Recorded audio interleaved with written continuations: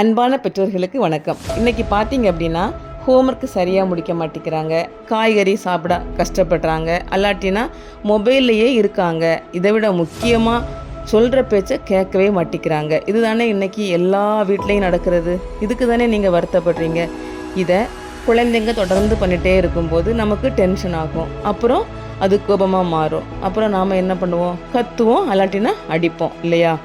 இன்றைக்கி உங்கள் குழந்தைங்களை கத்தாமல் அடிக்காமல் எப்படி ஹேண்டில் பண்ணுறது அப்படிங்கிறத நான் சொல்கிறேன். நிச்சயமாக இது யூஸ்ஃபுல்லாக இருக்கும். அதுக்கு முன்னாடி இந்த வீடியோவுக்கு நீங்கள் புதுசு அப்படின்னா சப்ஸ்கிரைப் பண்ணிக்கோங்க. நான் பேரண்ட் அண்ட் சைல்டு கவுன்சிலராக இருக்கிறேன்.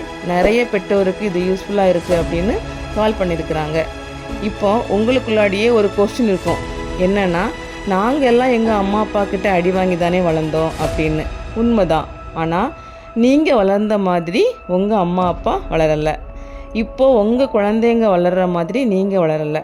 நிச்சயமாக சயின்டிஃபிக்காக பார்க்கும்போது பேரண்டிங் சைக்கிளை பிரேக் பண்ணாதான் நம்ம குழந்தைங்களுக்கு ஒரு நல்ல எக்ஸ்பீரியன்ஸை கொடுக்க முடியும். அதுதான் நம்மளோட கடமை. ஆராய்ச்சி என்னது சொல்லுதுன்னா, பனிஷ்மெண்ட் மூலமாக நாம் டிசிப்ளினை கொண்டு வரவே முடியாது. அந்த டைம் அதை அவங்க செய்வாங்க, ஏன்னா பயத்தினால செய்வாங்க. ஆனால் குழந்தைங்க கற்றுக்க மாட்டாங்க. Learning will be completely close. நாளைக்கு உங்கள் குழந்தை செல்ஃபாக அவங்களுடைய கண்ட்ரோலில் இருக்கணும், ஜெயிக்கணும் அப்படின்னா அடிக்கிறதும் திட்டுறதும் பெட்டரான டூலாக இருக்காது. அடிக்காமல் எப்படி ஒரு பெட்டர் சைல்டை உருவாக்கலாம் அப்படிங்கிறதுக்கு நான் ஒரு 3 டிப்ஸ் சொல்கிறேன்.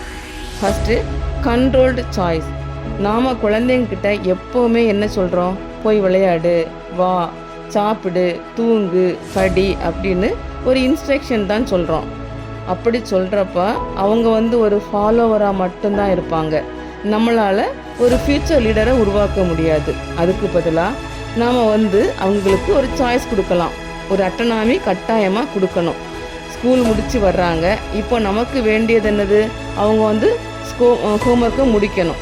இப்போது ஹோம்ஒர்க் முடிச்சுக்கிட்டு விளையாடுறியா அல்லது 30 நிமிஷம் விளையாண்டுக்கிட்டு ஹோம்ஒர்க் பண்ணுறியா அப்படின்னு கேட்குறப்ப அவங்களே முடிவு எடுத்துக்குவாங்க, நான் விளையாண்டுட்டு படிக்கிறேன் அப்படின்னு. ஓகே, நீ விளையாடு, அம்மா 30 நிமிஷத்துக்கு டைமர் வச்சுக்கிறேன். இப்போ குழந்தை ஹாப்பியாக விளையாடுவாங்க. டைமர் அடித்ததும் நான் சொன்ன டிசிஷன்னு மனசை அக்செப்ட் பண்ணிக்கிடுவாங்க, ஹோம்ஒர்க்கையும் முடிச்சுடுவாங்க. இன்றைக்கி இருக்கக்கூடிய சூழலில் டெக்னாலஜி அட்வான்ஸ் நம்ம வீட்டில் வர்றதை தடுக்க முடியாது. ஆனால் அவங்க ஃப்யூச்சரை சரியாக பில்ட் பண்ண இப்படி ஒரு அட்டனாமி நம்ம கொடுக்கும்போது அவங்களால அதை கற்றுக்க முடியும். Second, conscious attention.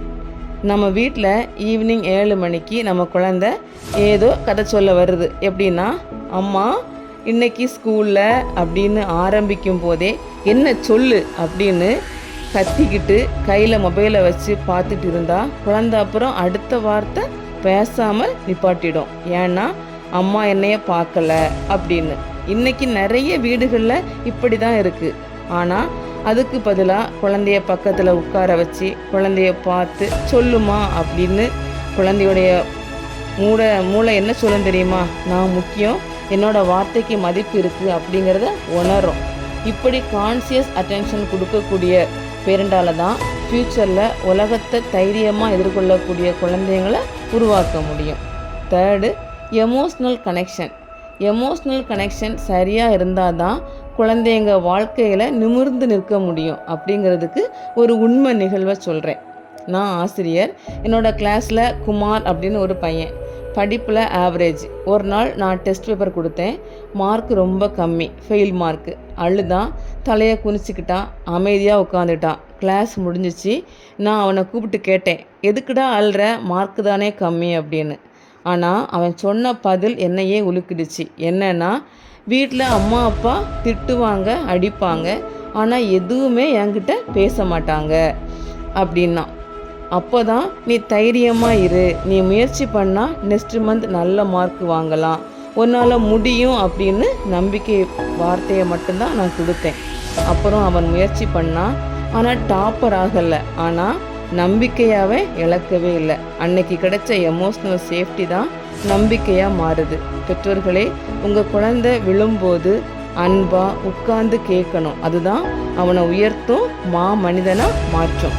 அன்பான பெற்றோர்களே, நான் சொன்ன இந்த 3 டெக்னிக்கை கன்சிஸ்டன்ஸாக யூஸ் பண்ணுங்கள். ஒவ்வொரு நாளும் ஒரு சின்ன சின்ன மாற்றம் நடந்துக்கிட்டே தான் இருக்கும். கன்சிஸ்டன்சி தான் ரொம்ப முக்கியம், மறந்துடாதீங்க. ஆனால் இது இன்ஸ்டன்ட் மேஜிக் இல்லை, நமக்கு தான் ரொம்ப பொறுமை வேணும். கண்டிப்பாக ஒரு வீக்கு, ஒரு மந்த்து, 2 மந்தில் நிறைய விஷயங்கள் மாறும். நாம் கோவப்படுறது, கத்துறது, அடிக்கிறது எல்லாமே குறையும். குழந்தைங்க நேச்சுரலாகவே நாம் சொல்கிறத கேட்க ஆரம்பிப்பாங்க. ஆனால் சயின்டிஃபிக்காக உங்கள் குழந்தையுடைய இயற்கையான இயல்பான திறமை என்ன அப்படிங்கிறத தெரிஞ்சுக்கணும் அப்படின்னா DMIT அப்படின்னு கமெண்ட் பண்ணுங்கள். நிச்சயமாக உங்கள் குழந்தைய நீங்கள் புரிஞ்சுக்கிட்டு வழிகாட்டலாம். இந்த வீடியோ உங்களுக்கு பிடிச்சிருந்துச்சு அப்படின்னா சப்ஸ்கிரைப் பண்ணுங்கள். நீங்கள் எந்த டெக்னிக்கை ஃபாலோ பண்ணுறீங்க அப்படிங்கிறத கமெண்ட் பண்ணுங்கள். உங்கள் ஃபேமிலி ஃப்ரெண்ட்ஸுக்கு ஷேர் பண்ணுங்கள். இன்னும் பயனுள்ள வீடியோவில் சந்திக்கலாம். நன்றி.